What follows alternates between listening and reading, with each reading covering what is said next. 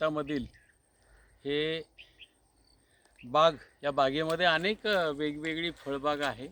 आंबा आहे, चिक्कू आहे, विशेषतः चिक्कू जास्त आहे, फणस आहे. आणि या वैविध्याने नटलेल्या ह्या 3 एकरातल्या बागेमध्ये चिक्कू सध्या जोरात चालू आहे. आणि नैसर्गिक बाग आहे, याला कुठेही आपण कीटनाशक मारत नाही आणि याला कुठेही रासायनिक खताचा वापर नाही, फक्त निसर्गाच्या. आणि फलधारणा म्हणाल तर याची खूप फळधारणा होते. आणि यामध्ये विशेषतः पक्ष्यांचे आवाज खूप आहे, पक्ष्यांचे घरटी जास्त येतात. या घरटी असलेल्या पक्ष्यांसाठी खाद्य खूप मोठं आहे. म्हणजे चिकू खातात, प्रत्येक सीझनची फळं खायला मिळतात त्यांना. आणि त्यामुळं फळं पण चांगली होतात.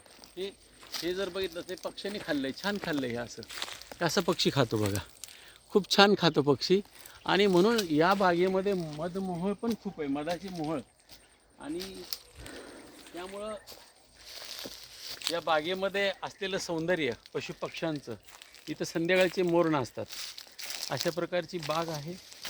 कोणाला इच्छा असेल बागेमधले चिक्कू न्यायचे तोडून, तर सोय आहे तशी.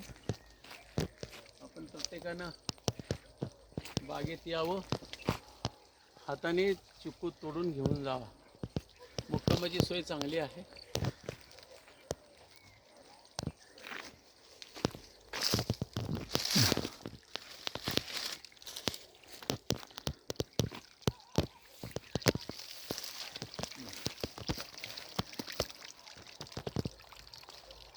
समोर झाड दिसतंय, ते फार लचडलेलं आहे.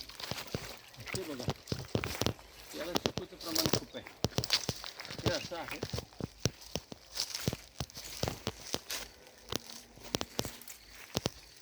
झाडावरचं चिक्कू खाण्यामध्ये जो आनंद आहे, पिकलेला, आणि आपण सगळं जवळजवळ पिकलेला चिक्कू काढतो विक्रीसाठी सुद्धा, झाडावर पिकलेला आहे.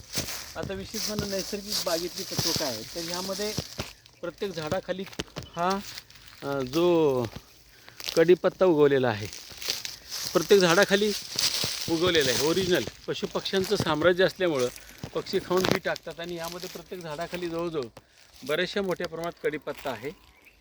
खूप सुगंधी गावरान कढीपत्ता उगवलेला आहे. तर अशा प्रकारे नैसर्गिक बागेचं तत्व असतं. लिंबाची झाडं आहेत, विविध नटलेला. इथं वर फणस आहे.